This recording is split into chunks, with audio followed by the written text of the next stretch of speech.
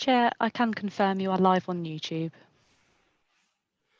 Thank you very much, Lauren. So welcome everybody to the first meeting of CPP of 2021 on the 6th of January at 3 o'clock.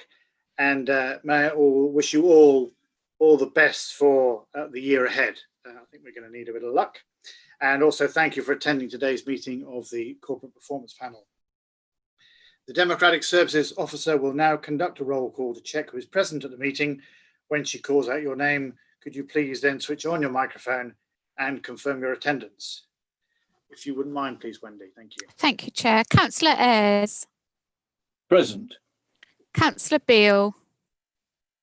Present. Councillor Collop.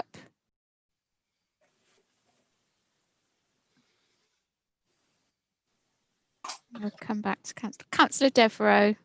Present. Councillor Dickinson. Present. Councillor Hudson, I don't believe is in the meeting yet. Councillor Humphrey. Present. Councillor Manning. Present. Thank you. Councillor Moriarty. Present. Councillor Nash. Present. Councillor Rose. Present. Councillor Tyler. Present. Could I go back, please? Councillor John Collop. Present. Thank you.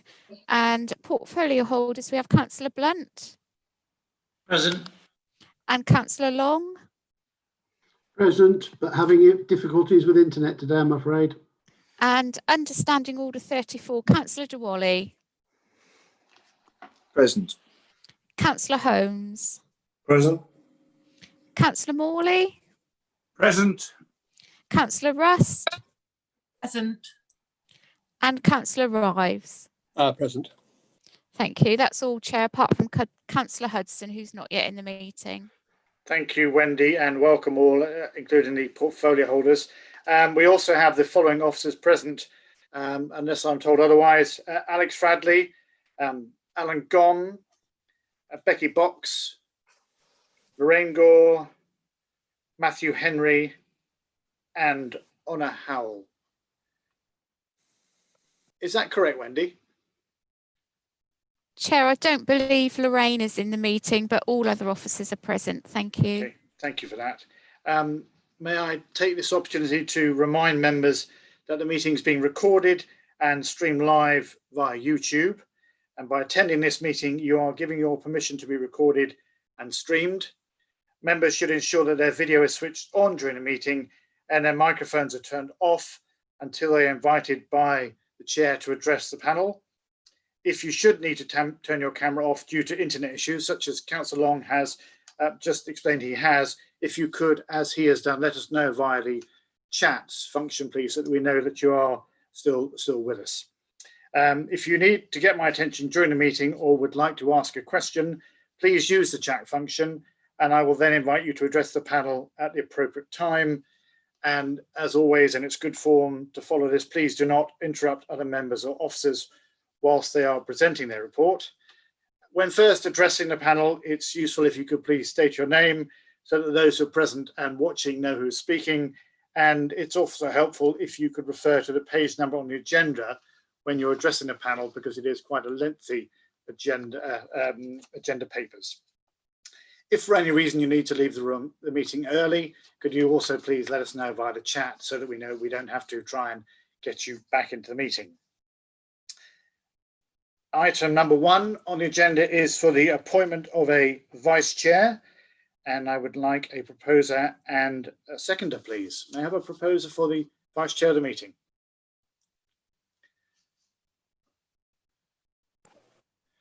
Proposer Colin Bannon, Chairman. I haven't. No, Colin, I can see you. So Colin Manning has been nominated. May I have a seconder, please? Second, Chair. Thank you, Councillor Devereux. And in the absence of any other nominations, the hammer comes down. Colin, welcome back. Thank you for agreeing to take it on. And thank you, Don, for your work in the last meeting. As per normal, Colin, if you could help me out, please, with letting me know the roll call of speakers. And if we can try and because we have so many attending Understanding Order 34, if we could try and call members of the panel first and then to 34, but we're not going to be able to adhere to that rule all the time, but we'll do our best. So thank you, Colin. Item number 2 is apologies for absence. Do we have any apologies, Wendy? Chair, we have no apologies for absence today, although Councillor Hudson is still not yet in the meeting. Okay, thank you for that. Item 3, the minutes of the previous meeting, which are pages 5 through to 47 of today's agenda. I'm going to ask if you can agree that the minutes of the previous meeting are accurate, and if silence is a response, then I will take it that they are. Does anybody have any issues with the minutes of the last meeting? I'm going to take that silence as assent. Thank you very much, Wendy. No doubt you and I will meet outside King's Court some stage in the rain, and I will get to sign those again. Do we have any declarations of interest on items on the agenda, please? I can't see any hands waving, so I'll take that as none, but should you think of one during the meeting, please do draw it to our attention and we will minute accordingly. Item 5, urgent business. I'm not aware of any. Is that correct, Wendy? I'm not aware of any, Chair, thank you. Okay, I didn't know whether Michael knew of some because he wanted to be here for that item, but no, none at all. Okay, thanks for that then. You've already listed the members, I think, present under Standing Order 34, so I won't need to go through that again. I'm not aware of any correspondence that's come to me specifically since the last meeting. Wendy, have you received any at King's Court? No, Chair, we haven't received any correspondence, thank you. Okay, thanks for that. There are no call-ins for item 8. And so item 9 is the update on the Borough Council's recovery plan. And I invite Honor Howell, Assistant to the Chief Executive, to give us a verbal update, please. Welcome, Honor, and Happy New Year to you. And to you, Chair. Thank you very much. Members will have seen the report that we have put forward for the panel for this meeting, giving an update on the performance management framework. As members know, we brought a recovery plan to members last year, and the actual performance indicators are now around the recovery strategy. Again, as members will know, that we are now not in a recovery position. We are well into a response for COVID, and obviously that does have an impact on our recovery because there aren't the resources to dedicate to it. As far as the statistics are concerned, what I would like to do is just to highlight that the performance indicators were always presented to panels quarterly before the COVID changes brought in our reporting at each panel.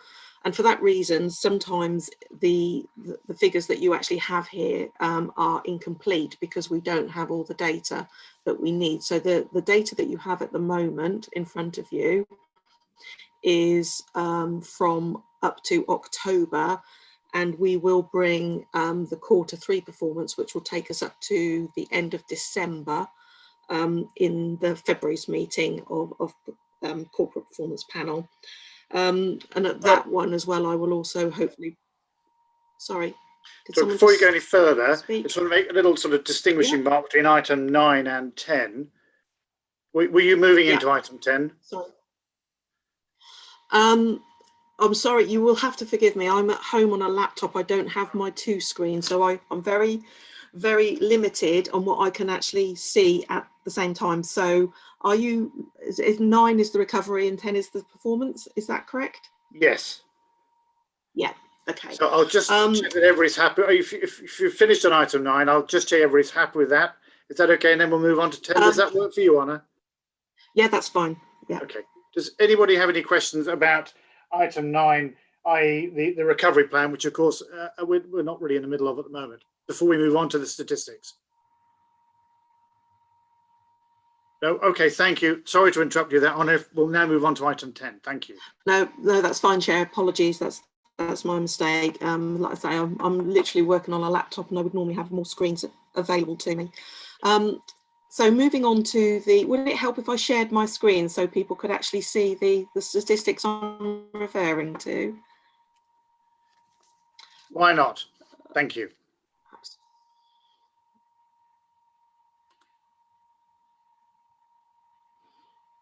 Well, now.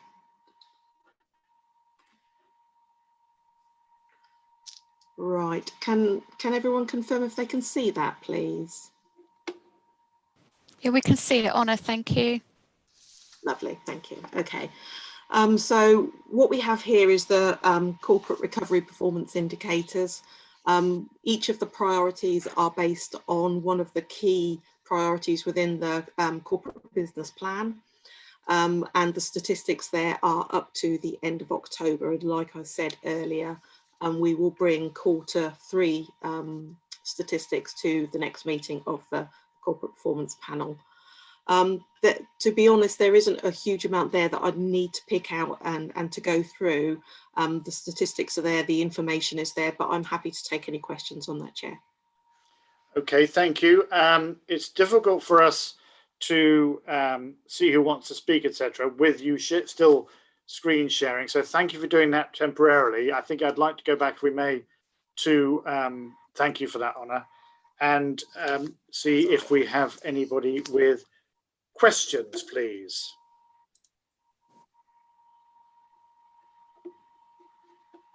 Chair, I think Councillor Beale has a question.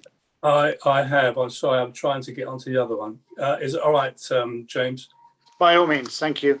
Thank you.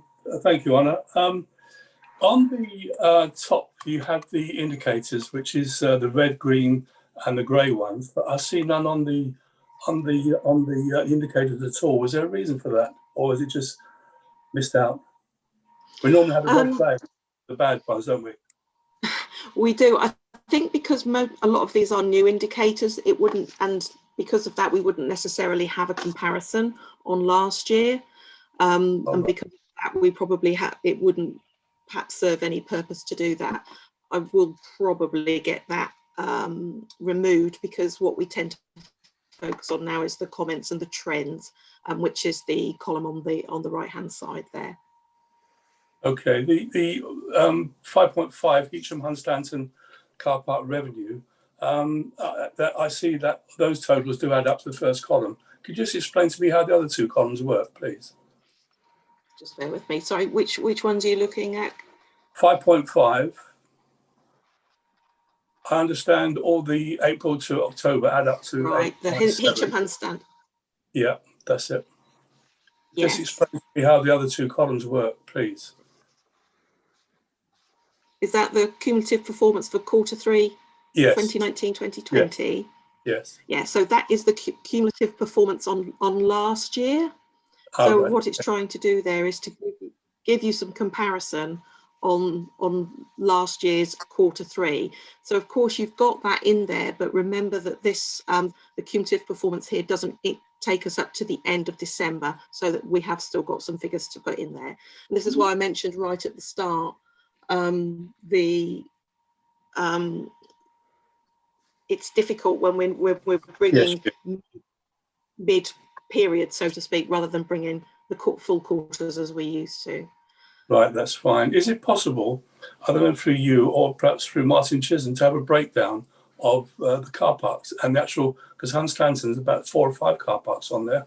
Is it possible to have that breakdown from you, or do you want me to go straight to Martin? If you direct it through member inquiries, then I can pass that Lovely. To him and try and get that information for you. Absolutely. Thanks, Honor. Thanks, Honor. Thanks very much.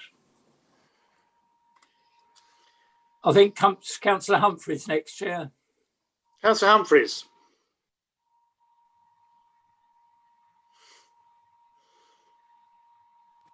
Yeah, thank you, Chairman. Finding my unmute is sometimes difficult. I heard a couple of questions. If I put them both, and then Honor can tackle them. On page 51 in 2.5, it says there's 100% of rent achievable on retail and general units. So it's 100% all the way across. But 92 is sort of 90. But underneath that, we do talk about percentage of rent arrears, and there's quite a lot of rent arrears. Now, can I assume that 2.5 means that every retail and general unit is actually let? So it should generate 100% of rental, and underneath the rent arrears, that's the actual lack of money coming in. And that something that's prompted there is, if these businesses are getting government support as they're entitled, would they be could we assume that they would help make up the rent arrears by doing that? That's my first question. Should I wait for Honor to? Yes, please, Harry. Yeah, I can answer that question, Chair. Yes, the 100%, all the shops are rented out, and you are correct there with the level of arrears on those retail units. The arrears are very much linked to COVID, because whilst there have been government grants given, they haven't necessarily covered all of the expenses that the businesses have. A lot of these businesses will have made arrangements with the council as far as their rent payments are concerned. But I think what you are seeing there is a reflection of the problems that businesses are having because they are having to close, and the government grants might not necessarily cover the full amount that they need to cover their business costs. Yeah, thank you, Chairman. The next question is on page 53 and 5.4.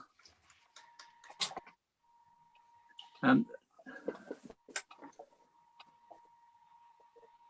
5.4 is the King's Lynn car park revenue, which we can see is violently down this year. Obviously, another COVID event. Now, we do get compensation from government. Is that the sort of drop that will get compensation from the government? But also note that in 5.5, the seaside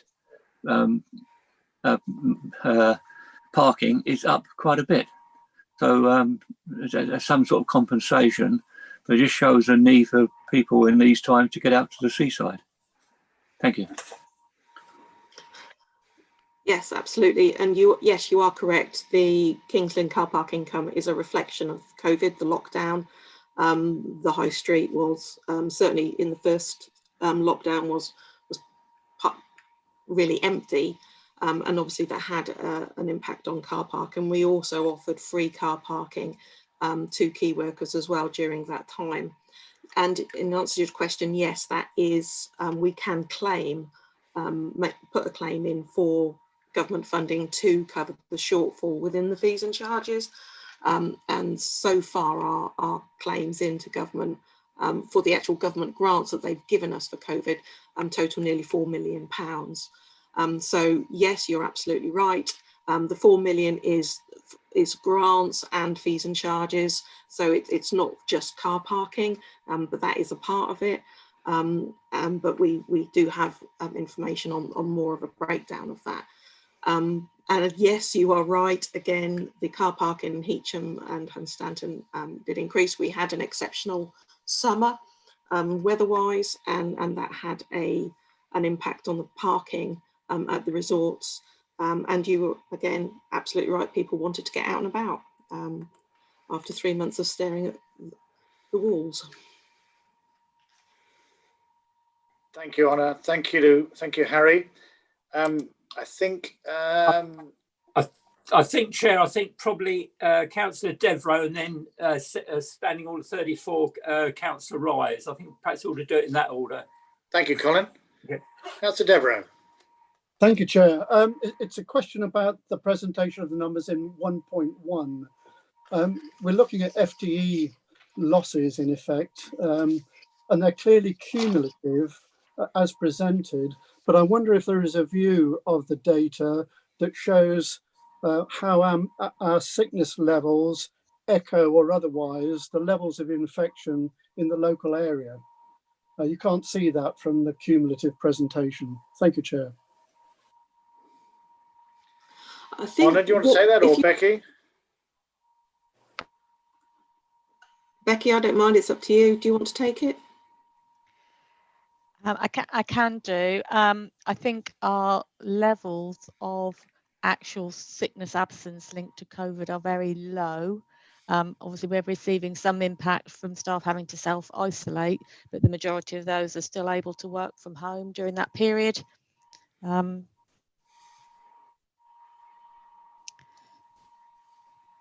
Thank you, Becky. Am I right in thinking, Becky, that we're having a more detailed report on that issue in an upcoming CPP anyway?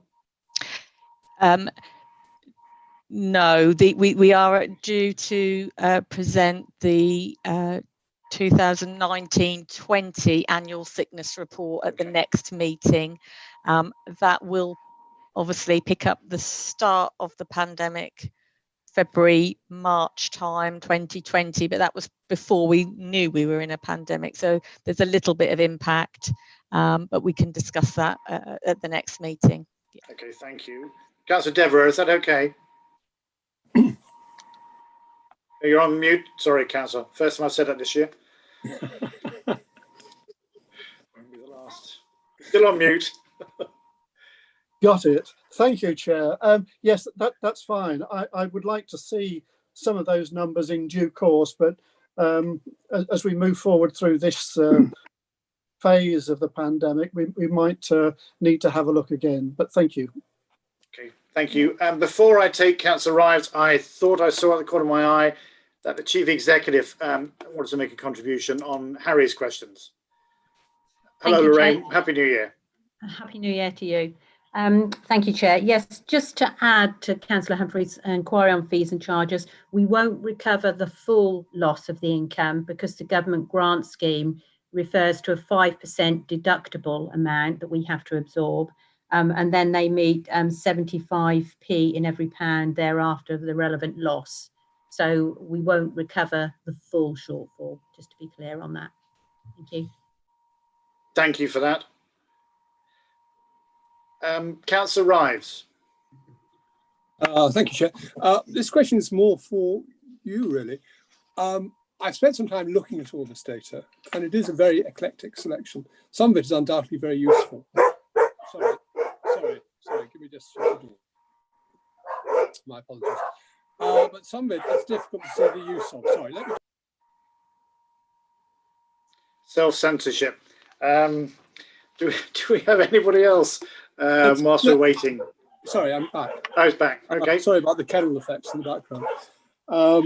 I think naughty children ring my doorbell deliberately. But some of the information, it's difficult to see that's of any value whatsoever.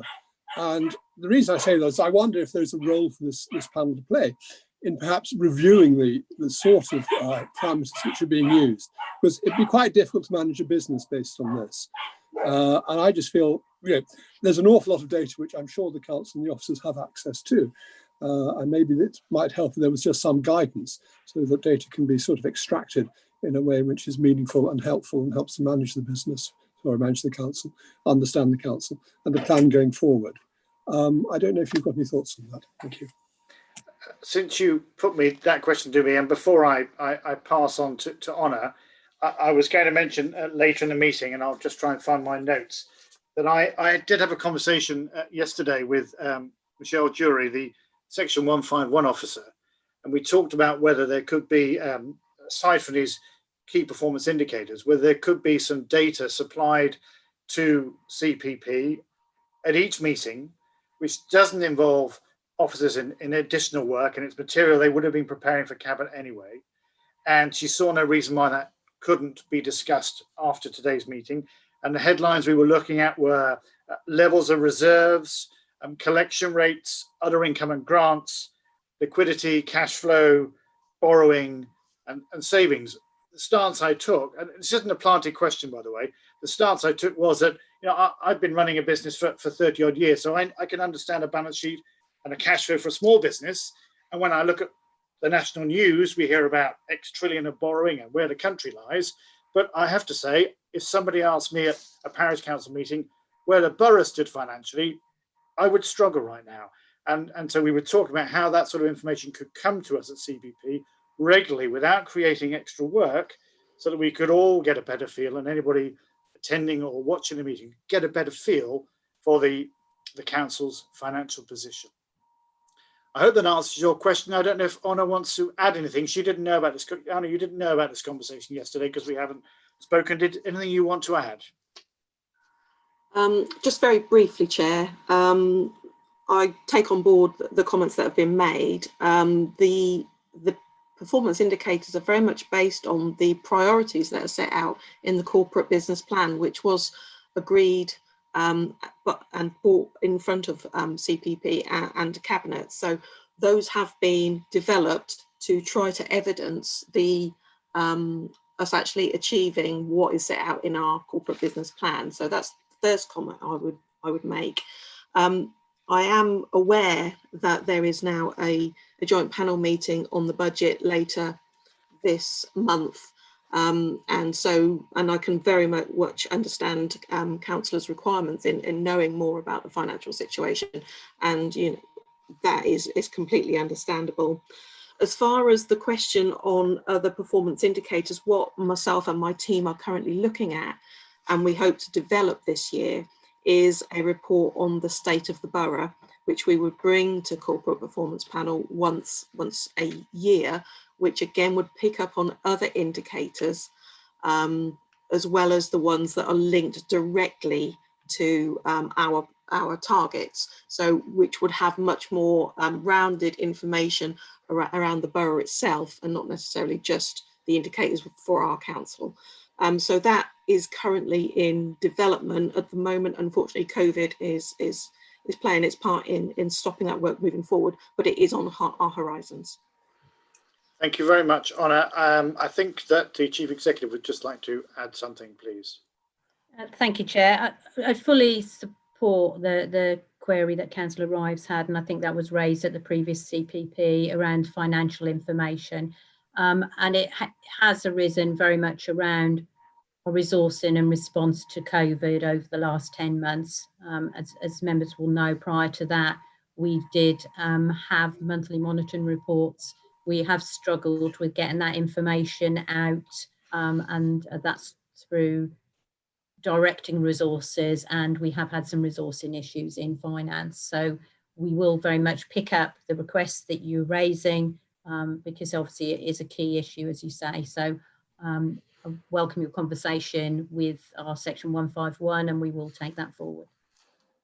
Thank you, Lorraine.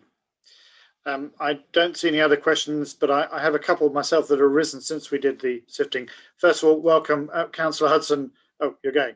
Welcome, Councillor Hudson, and Happy New Year. On page 52, and if these questions can't be answered, by always let me know, and I'll put them through the members' inquiries, and we can copy responses to all members of CPP. 2.8 refers to number of new homes delivered. Is there a definition of delivered there? Where it's like where they're inhabited, where they're completed? Are you able to tell us at this stage what delivered means? 2.8, page 52. Yeah, I would have to check that, Chair. My instinct tells me that it is our completed houses and the ones that we have sold, but I would need to check that. So if you could leave that with me, I will provide a response for you. Thank you for that. Turning the page to page 53 and 6.3, it talks about numbers of referrals to Lily. Sorry, no, 6.4, the unique website visitors for Lily. I'm just wondering if you agree with me. When I look at the stats, I think if you take out the spike, which one has been attributed to coronavirus and inquiries, would you agree that the number of inquiries are actually going down, going in the wrong direction?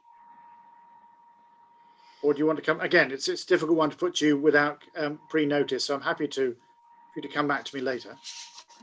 I would like to do some more investigations before I respond to that question, because I know how busy Lily has been.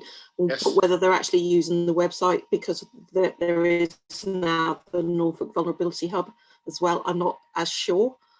because they used to be logged on there. So I would need, again, to check, please, Chair, and come back to you on that. Thank you very much, Honor. Colin. I think Councillor Dickinson has a comment, Chair. Yeah, I think we've got a tug of war about to start. Councillor Dickinson. I don't think it's a tug of war. It's just, I didn't mean it to come out into the open, but it doesn't matter that it is. It's just to clarify in terms of monitoring, because you use the word monitoring and having regular reports. And we did agree at our last audit committee to have regular reports on budget monitoring. And therefore, I just want to emphasise the fact that we don't want to have duplication, and we don't want to cause a resource issue from that point of view. So budget monitoring would be audit, and any other monitoring would be CPP. So it's just for clarification, that's all. Thank you, Councillor Dickinson. Thank you, Angie. I do have one other question. I've just got to track it now. The Disability Facilities Grant Indicator, which Environment and the Community considered wasn't necessary to be added to the list because it depended on so many outside factors. I don't know if you could share with us what those outside factors were, because this is something that we discussed at our last meeting, and it is of interest when we are able to complete these works, even if it is delayed because of outside factors. And I'm not sure that CPP necessarily wants to go along with what E&C feels. Honor, do you have any comments about that, please? I think before I comment, I would want to listen to the debate at E&C and see what was said there, or have a look at the minutes to that meeting, because I wasn't party to that discussion, so I don't actually know what was said. I think the agreement was that because there are so many external influences on the delivery of the Disabled Facilities Grant, if you are looking at council performance, the figures that you might have might not be reflective of the situation. But because I wasn't attending that meeting, I would want to have a look at that before I commented further. And if it is something the corporate performance panel can ask for any indicators they so wish, if you want that information, then we can provide it. Obviously with the just the addendum that there are external factors and not necessarily within the council's remit. Okay, Councillor Blunt, you wanted to comment. Was it on this issue? It was actually to help you with your housing delivery numbers. Oh, going back. Can I just finish this one? I'll come back to you then, Richard, if I may. So, Honor, thank you for that. It's something I would still like to see, unless people disagree with me, if it doesn't create extra work, because even if it's due to outside forces, we might be able to bring pressure to bear. The speed of delivery, was discussed at the last meeting, and I think it is important. Does anybody feel strongly we shouldn't be looking to include that that information? I'm not seeing any responses, Colin. No. Okay, if you wouldn't mind then, Honor, please. But by all means, do look at the debate and come back to me. Yes, I will do. Like I say, I didn't see it, so I can't really comment, but I'm kind of assuming that those are the reasons that that decision was made. But I would need to check it out. And like I say, if that's something CPP want to receive, as long as it isn't as too onerous on the offices, I think we probably collect the data anyway. Then we can include it. It's not an issue. Thank you very much. Before I come to you, Richard, Harry, I think, is on the list. Is that correct, Colin? Yes, it's Harry, and then I think Richard Blunt, and then I think Councillor Morley's got a comment. Thank you very much, Colin. Harry. Yeah, thank you, Chairman. On your comment about the Lily visitors on the website, I looked at that. If you look at the cumulative to October 2020, it's nearly 19,000. That's for 6 months. And the next column, it's for 9 months. So in fact, it looks as if we have quite a few more Lily visits for this year than we did last year. which I think is to be expected. Thank you. Yes, thank you, Harry. I don't disagree with you. I was just, when I took out what looked to be the COVID months, I was wondering whether, in fact, there have been fewer visits to Lily, conscious all the time of how busy Lily is and how much work is done on it. That was the point of my question. But I agree with you. This last year, yes, of course, numbers have been up. Richard, you were going to help us out. Thank you. Yeah, sorry not to come back in straight away, but I've been checking the numbers that were actually being shown on the report. And I think they actually match the numbers that I present in my graph on my report to council prior to each council meeting. They are as per the housing delivery test. I think there are several reasons, several points for which they do come onto that list, but the main one is, in fact, when a home is complete enough for us to collect council tax. Ah, okay. So that is at the point when we can actually say that it is, we have completed it in a way that it satisfies the housing delivery test. So that would include, for example, a bed having appeared. No, not really. This is homes, houses. Yes. I thought council tax wasn't necessarily payable until the place was actually inhabited. I think I'm not sure exactly. I wouldn't like to say, but I was under the impression that it had a door and the building was sealed and it was ready to be habitable. I suppose I've been looking at it from the other end. I know of people who have lost family members and haven't been asked to pay council tax because property was uninhabitable because furniture had been moved out. But that's probably a nuanced debate for another day. But thank you for your answer, Richard, and help with that. Okay. Anybody else, please? Chris Morley, I think, next. Oh, yes. Yep. And then Alex. Chris, Councillor Morley. Thank you. I don't want to be to engender turf wars myself, but it's no doubt that the corporate plan priority 1 focuses on the delivery of finances, and therefore it's quite within the remit of the CPP in looking at the corporate plan to look at the financial situation, and almost in real time ultimately once COVID is through.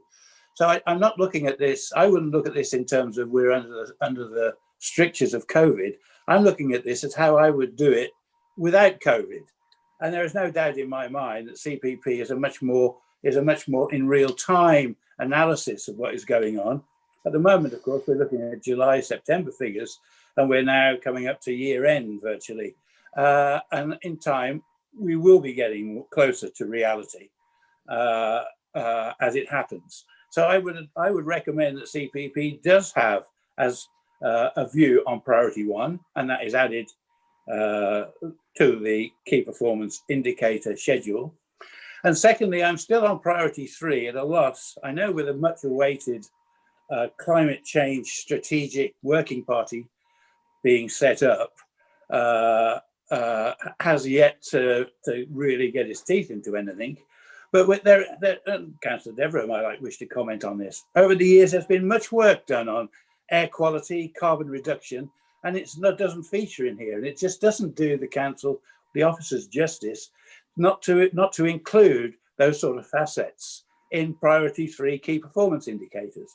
And even though the working party is not yet pronounced on the strategy, and there is nothing really in our policy that one can get one's teeth into, I think that priority 3 should start now to include the work that has been done on air quality and carbon and other things, tree planting or whatever, rather than wait another few months for the climate strategy working group to come to some form of pronouncement. Okay, those are the 2 areas I wanted to comment on. Thank you. Thank you, Chris. You don't want to take my turf wars comments too seriously. That's my style of chairing, as you know. But I'd like to ask Honor if she has any comments to make about what you just said, please. Yes, thank you, Chair. I will just very quickly say that I have received confirmation that Councillor Blunt's interpretation of the housing delivery is correct. and that is how we are taking it. So so that is how we actually count those. Yes, that's been done. Yes, I tend to agree with Councillor Morley there on certainly on the environmental. I think what we were waiting for was for the strategy group to complete some work, and obviously these things have been held up. So yes, I take that on board, and I will have conversations around that. But I don't also want to detract on the work that has been done that we are actually reporting on as well. Certainly on the things like the uses of electricity, which has come down phenomenally within our figures. So there are real tangible benefits there that we are reporting on. But I certainly take on board the comments from Councillor Morley. Thank you for that, Honor. Anybody else, Colin?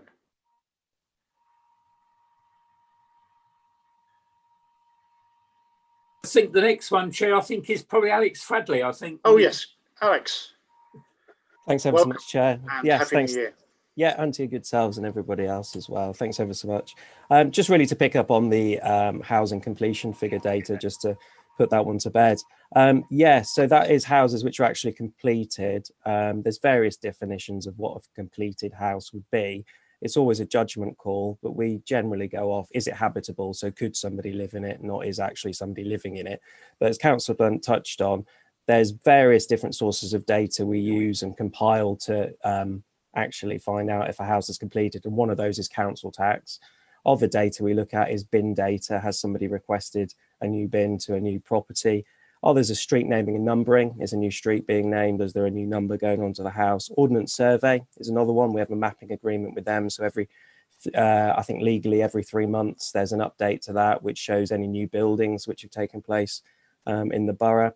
Building control record. So if someone's actually using the local building control, we can track that. And then other information such as officer intelligence, developer intelligence when we interrogate and ask.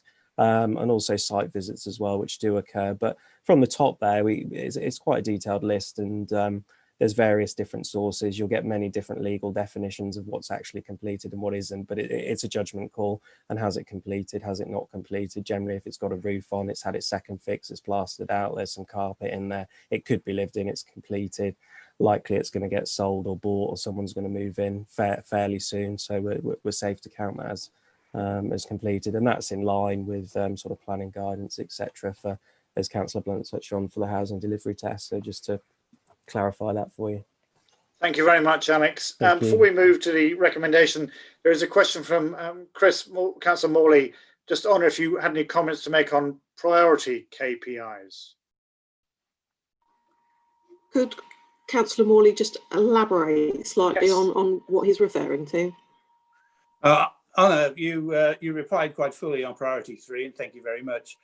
Priority 1, you made no mention of it, which was as you know better than I. So I know to some degree it crosses over what the chairman has been talking about with Michelle, but I would be grateful for some degree of concurrence with priority 1, including some fiscal figures. Thank you. Yeah, I apologise if I didn't refer to it directly. I absolutely agree with you. There should be more information out there, and it is of regret that I haven't been able to bring that information to you today. But yes, absolutely.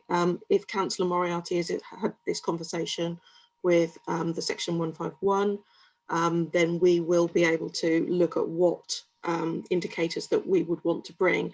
And also it's around what members want to see. So by all means, please email the members inbox and with what you have, and I'm more than happy to take that forward. Thank you again, Honor, for that. So I'll move us, please, to the recommendation, which is that the panel is asked to review and note the Council's performance indicators for the 2021 year. Performance against these indicators will continue to be reported to the Corporate Performance Panel via periodic updates. So are we all agreed and happy with that? Thank you very much indeed.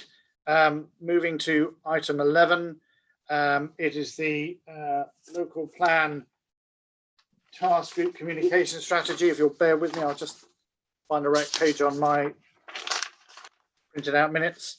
And we have Alan Gom and Alex Fradley here. Richard, did you want to introduce the subject for us? I know it's not normal for a portfolio holder to do so, but I'm very relaxed about you doing so today. Actually, I'll let them talk, and if I can say something at the end if need be. Okay, thank you. Alan, Alex, who wants to? Alan, I see your mic is on. Okay. Welcome. Happy New Year. Yeah. Shall I start? Thank you. Well, good afternoon, everyone.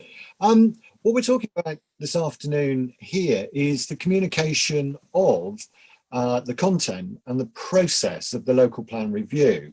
What you've got in the report in front of you in section 1 is an introduction about the local plan review for those members who are not so familiar with it. Others probably bored to tears with it, actually. They've seen it quite often over the past year. But seriously, you've got an introduction there about the kind of stages, how it's being developed. But quite reasonably, you've asked, how are we going to tell people about this? So what you have in section 2 of the report is a kind of description of the stages and how things are communicated. If I might simplify it for everyone, you've got 2 kind of bits, really. You've got the bit which we're doing at the moment. This is where we are almost finalised the document, and it then starts a kind of process through borough council committees, and discussion is had, their members put their inputs in. So when you see section 2, you'll see that we talk about the various committees. We also talk about a full council briefing. So this is all members of the council kind of hearing the story of the content and the process that we are going through to both to council and beyond council. I'm sure in order to make it helpfully available, printed copies, we have done this with the task group, and we've had kind of helpful comments and grateful comments from task group members saying that how they appreciate having a paper copy. But actually, you will have the full panoply of the interactive map that we produced for this document, and all the other electronically available supporting documents. And believe me, there will be 10, 15, 20 of those. You know the style, I'm sure. Statutory consultees have a place in this whole process, as you will entirely appreciate. We try to tell them and give them advance notice of the timings of when these things are going to be done. So that will be an element of our communication process. We have quite reasonably done a press media event as appropriate to kind of get the Borough Council's viewpoint across. And also in previous exercises like this, we've done special events for town and parish councils. That's rather more difficult to do that as a physical event, obviously, in these troubled times, but those are easily replicated, the kind of question and answer sessions, for us to do that as a Zoom meeting as we're doing today. So those are all the things that will happen in the period leading up to the Cabinet considering the plan and then them recommending to Council. Current timings, you will see on the Cabinet forward agenda that you've got. 16th of March is the Cabinet meeting that we've identified. We are still tidying up bits of the document, but that's the kind of timescale that we're looking to. So all of those things that I've just explained will come forward in that period before the Cabinet. So there is opportunity for members to understand and get in further information or whatever, the process and the content of the plan. Once we get to the Cabinet and then on to Council, if you'll permit me, I will assume that the council wants to have a local plan. I'm not prejudging what's necessarily in it. But once council has agreed that it wants to get on, there's a formal stage where you publish the local plan. Once you've done that, you're into the statutory processes that local plans go through. So there are certain things that we have to do. We have to make the documentation available. We have to put it up for a minimum of 6 weeks. We're suggesting slightly longer because of the COVID situation. The key point, though, is that an examination is arranged and a planning inspector is appointed by the Secretary of State to conduct that examination. So what happens then, you are in his or her hands and they run that examination, and the timescales are in their hands. The information they request is for them to decide. You get to the point, though, you have hearings. Those people who make representations are generally invited to attend in one way or another. We may be doing virtual hearings, I'm sure, if this goes on for much longer. But those processes all culminate in an inspector doing a report of the examination, and hopefully that's favourable, that says, yes, Borough Council, you can have a local plan that looks a bit like this. There are generally modifications. So 2 elements there: pre-council, pre-publication, and then post-publication, which is mostly the examination. So if that helps, that's a kind of very quick canter through. More than happy to take any questions about aspects of that.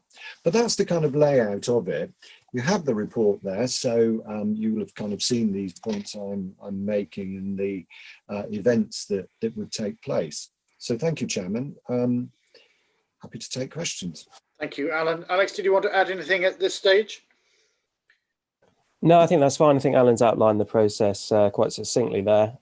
So no, that's absolutely fine. I don't really want to go into what the content of the plan is, but for those who haven't looked into it, it's a review. So it's very much what's already in place and working carried forward.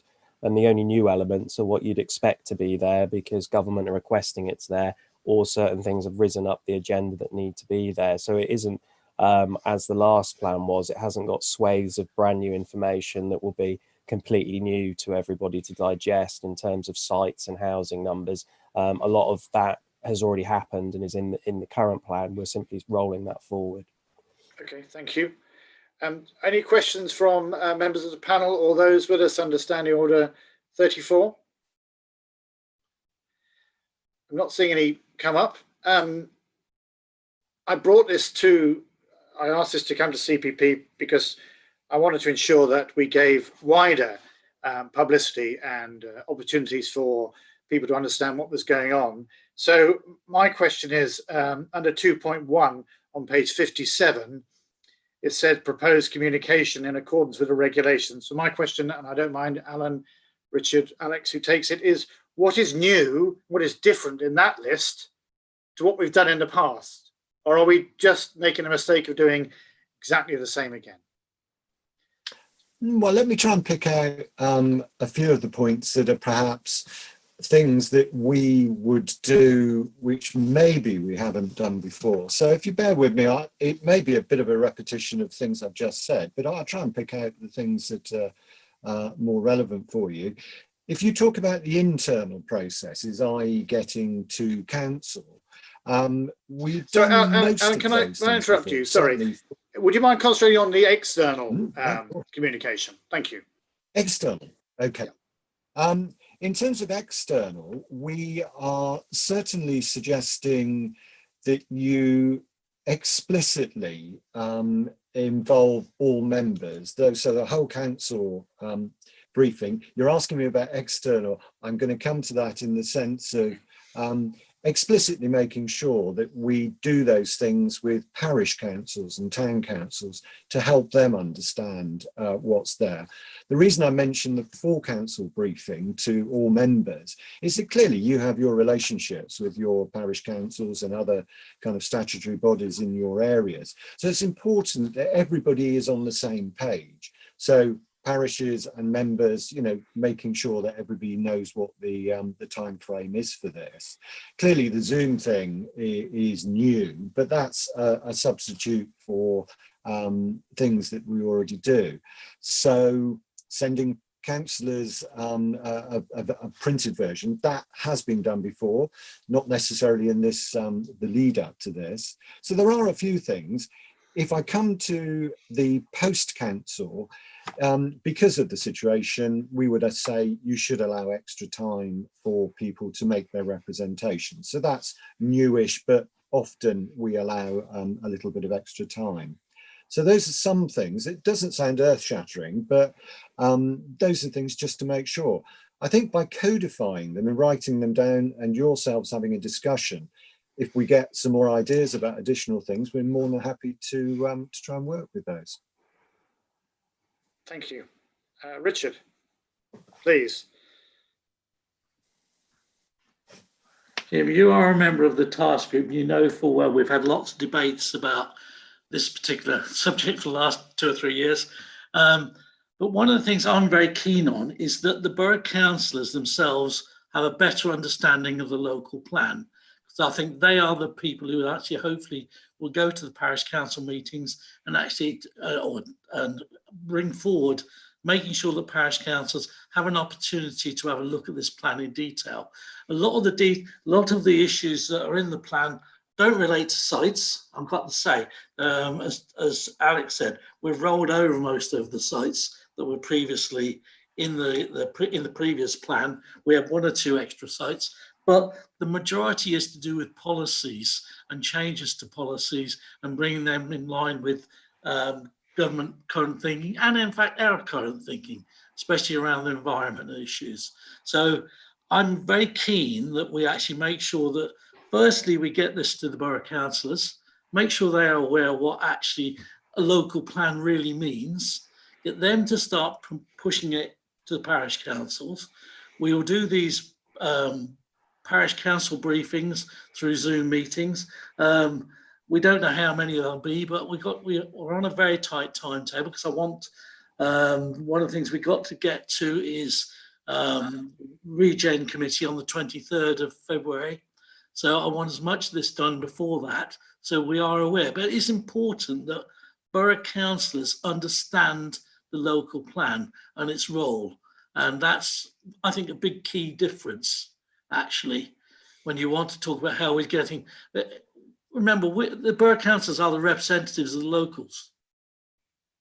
It's important they actually understand this and they talk to the parish councils and make them aware of anything that they think could affect them. And if they're concerned about it, not the consultation, but the representation process, they can go through to get to the inspector to raise their concerns. If they have concerns, they may have actually representation with remarks of support for what we're trying to do, which is just as important as concerns. Colin, before I move to anybody else, Richard, if I can come back to you though, am I right in thinking though that was exactly this? That was the same. That was also the case with the local plan, its previous iteration. That it was very important that councillors got the information across to parish councils. So I think the answer to my question is, apart from replacing face-to-face with Zoom, we're just putting more emphasis on councillors doing what they should have done last time, but didn't necessarily do it. And that doesn't seem to me to be an answer. But I am on the local plan task group, and I know you share my view.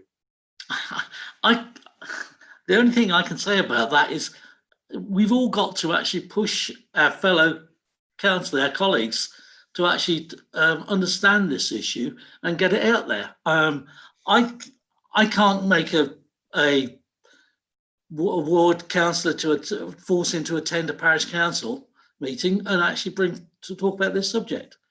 But all I can do is we will make every borough councillor, and I'll give them an opportunity to actually come to or to listen to a presentation, to understand what the local plan is about, and hopefully get them to understand it's important for them to take that forward to the parish councils. I don't know. I'm not sure what else we can do. I remember attending several meetings we opened workshops on the subject before, in the days before COVID, and you still don't get true representation on who attends. It's the local plan and planning full stop is a very difficult subject. And to get everybody to be totally interested and understand what this really is about is quite difficult. And I'm hoping that by doing what we're doing, especially around the full council briefing, we'll get that started. We'll make sure people understand and give them a chance to ask questions that they feel the parishes might be seeking the answers to. But I'm not sure what else extra we can add. Okay, thank you, Richard. Well, I heard Alan say that they're open to other ideas if they come forward. And I haven't asked anybody for any other ideas. I was waiting for them to come from the council, but I will seek some, because I do think we need to learn from previous mistakes. Alex has put his hand up. You haven't got anybody, Colin, yet, presumably? I think we've got Chris Morley, Councillor Morley. I'm just going to be rude and jump in if that's okay. And if it's not, you can tell me to pipe rather, down. Alex, I'd rather you didn't, if you don't mind. Sorry. Yeah, no, absolutely. But you'll be next, I promise. Councillor Morley. Thank you. Sorry, Alex. Maybe this is aimed at Councillor Blunt. As an advocate for the local plan in this borough, it clearly says in the report here that the local plan clearly aims to meet the borough's council's overall vision. Now, just picking at random some elements of our vision, and some may question the visionary element of this, but three elements are growth in local housing, social mobility, health and well-being. Now, as an advocate for the local plan, if I go and see people who attend the parish council, how am I going to explain to them that this local plan is in accord with the aspirations to meet the vision of the borough council in terms of local housing, social mobility, and health and well-being? I think it's very important, those aspects, especially in these pandemic times. Thank you. I think that I like what you just said, actually. And in fact, when we come to do our presentation to the council, we'll take that on board to actually identify exactly what the real benefits of the local plan are towards as regards to the vision. We've got to build houses. Some of that is not necessarily what we'd really like, because in fact that number is generated by the government, and that is a tough ask, if I'm honest. But we've got to show how we're going to do that. So that's part of our own plan. Some things around the other comments, I think I'll need to just have a think of our way through the actual document. But we will endeavour to try and support the vision for this borough, as we have done. Anybody who's on the local plan task group will know that has been quite well defined all the way through, especially in the light of all the changes of environmental changes, trying to make sure that we've actually covered all the aspects that I think the Borough Council want to do in the future. Thank you, Richard. Alex, you kindly held that thought for me. Yeah, not a problem at all. Yeah, it was what's different this time around to last time around. If you think about what we're trying to do here, it's trying to inform people of the local plan that the Borough Council wants to adopt. And previously, and as is this time as well, that's a big document. It's 600 odd pages. If you're lucky enough to get a printed version, get your letterbox supported, because it'll need it. But there's a raft of supporting information beyond that as well, and it runs to thousands and thousands of pages. So really, it's about getting the message across to people about what's important, what's in there that's important to them, and how have we done that? Well, we've used the technology that's available. We've invented, with the help of other departments in the council, an online interactive policy map. So you can just zoom into where your house is, click on it, and up will pop the policies which relate to the area where you are, including allocations that are close by. It's about getting people engaged in the planning process before a planning notice goes up at the end of their road, which says there's going to be X number of houses built here. Because often that's when people get exercised and interested in it at a point where it's perhaps too late. They need to be involved earlier on. And it's our job through this to inform people of that. And it is via parish councils, councillors, but also making people aware that you can view this information online. It is freely available. Everything's available online this time. It perhaps wasn't the case before. If someone's got interested in a particular matter, they can drill down to it the nth degree. Everything, every single paper, every single meeting we've had with the local plan task group, for example, fully available online to absolutely everybody. But it's about getting across to people succinctly what is in it that relates to them, and that might take them a little bit of time to go onto our website and find the right place on there, but not too long, and they can easily navigate through to what's important to them via the map function, which will open up the relevant page. It might only be 2 pages out of the 600 that mean anything to them, but how can they get there quickly rather than starting at page 1? But the overall process is informing people of where we're up to and what's the process for them to join in at this formal stage, because it's not us engaging with people and saying, oh, what do you like, what don't you like, we'll take it on board and go away and do something about it. It's very much, this is the plan the Borough Council wishes to adopt. What do you think about it? Do you like it? Do you not like it? Either way, why? And let the inspector know. And then it's then up to the inspector to decide what they want to do with that information. So it is about telling as many people as possible how you do that. And as Alan's explained, there are regulations to this. You can't just go off and do whatever you want.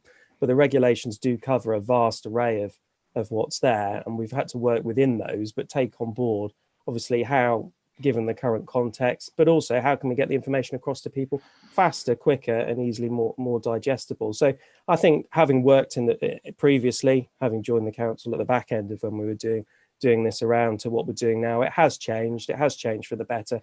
We've moved with the times. We've recognised what it is that people are after and what they're looking for, and trying to accommodate that. Often at this stage, it isn't people looking to tell us too much other than there's something they don't like and why. It might be a development boundary change. It might be they want their site allocated and we haven't allocated it. But it is important that everybody not only knows about it, but they have the opportunity to have their say correctly and formally. So thanks ever so much, Chair. Appreciated. Thank you, Alex. I know the local plan task group is meeting next week. As I say, I've noted Alan and Richard's comments about inviting ideas, and I'll try and work some up to bring to that meeting to see how we can just, instead of saying to people, here it is, actually be a bit more proactive. But I take on board everything Alex has just said about the massive information, but also how much easier it is to access now online, particularly with that interactive map. I think in terms of communication and the communicating of this plan, we're done. I didn't see any other comments. Chairman, I think the leader actually just made a comment about housing. Yeah. I don't know if he wants to. Well, no, that was, but really, it's about this is about communication. So I'm sure that Brian's happy to leave it with it being on the chat. Thank you, Brian. So taking us to the recommendation, if I may, which is we are recommended to endorse this report and the suite of measures proposed to maximise exposure of the local plan review with members, town parish councils, local communities and others. I don't think we need to change that. You've taken on board what I plan to do myself. Is everybody okay with that? Yep, I'm getting thumbs up. Thank you, everybody. Okay. And thank you, Alan, Alex, and Richard for that. So the next item on the agenda is the Cabinet Forward Decision List, pages 60 to 63 of our agenda. And I invite any comments, please.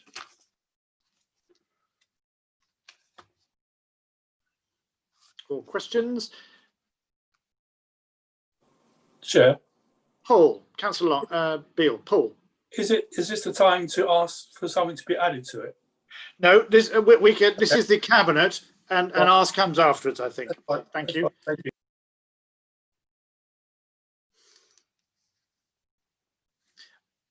I don't see anybody on the chat. I do have a question, actually.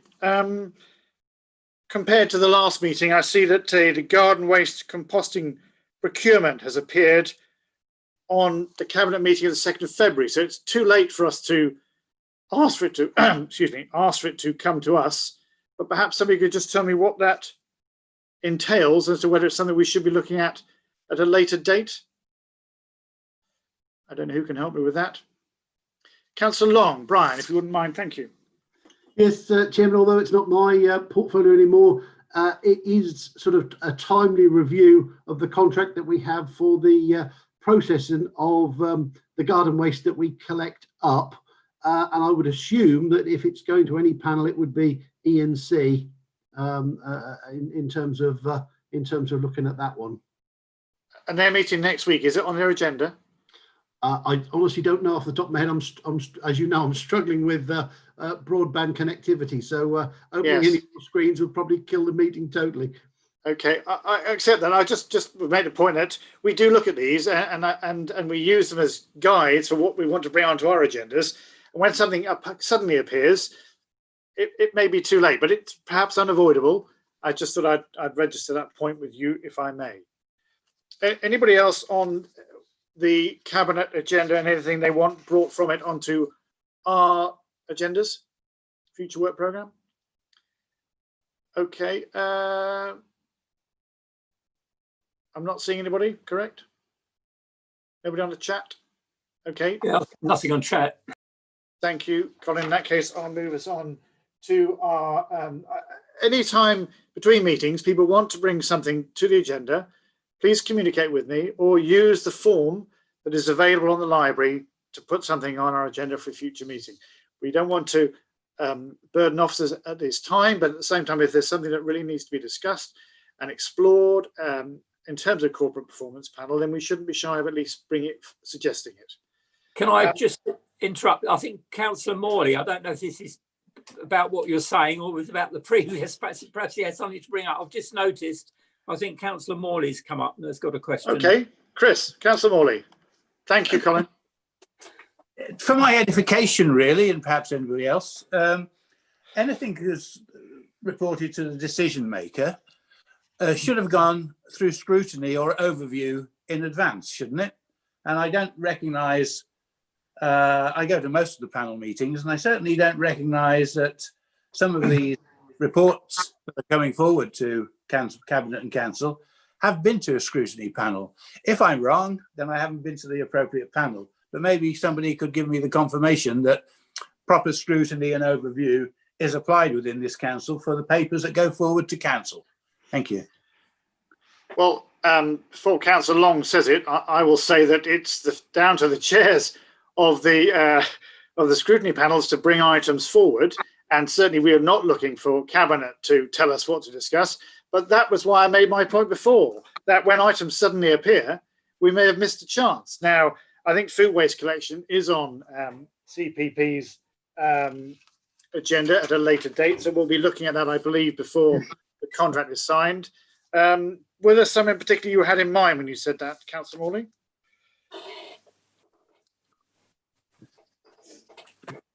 No, not particularly. It's just that when I scanned through it and I saw Parkway again, and I know all of the attendant issues around Parkway that haven't been discussed, including the infamous bridge and the environment around it, I just wonder whether or not that's a little bit precipitative.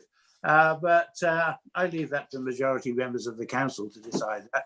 I just question the timings of these things in terms of proper scrutiny. Thank you. Okay, well, I can confirm that I think all items under Dale Gagen's remit are coming to CPP in the next couple of months, but we'll see that when we come to our own work programme in the next item. If that's okay. Anybody else? Nope. Okay, let's move on then, please, to our own work programme, which is pages 64 through 69. So some of it is meetings we've already had. Councillor Beale, I know you wanted to bring something up, so I'll take you first, if I may. Thank you, Chair. I have taken this to other panels, but I think really it's now time to come to us. It's about the waste on Hunstanton Promenade. It's the water waste and it's the trade waste. Absolutely, but it's coming into the third year now, and nothing has been absolutely done. So I really would like this to come onto this panel. And I'm looking at the chart, and I can see it's getting quite full. But if I could request sooner rather than later. Thank you, Chair. Okay, so that's in terms of our performance with the waste on the promenade in Hunstanton, which have been what our obligations are and whether we're carrying them out. That would fall within our remit, I feel. Yes, thank you. Comments on, anyone to comment on that particular suggestion before I move on? Okay, well, I'll when we come to the next 50 meeting, I'll suggest if there is time and officer resource, whether we might consider alongside the Hunstanton TIC item. But if that's not feasible, then we'll have to fit it into a later agenda, Paul, and I will let you know. Okay, thanks, Chair. Anybody else have anything you want to add to our work programme today?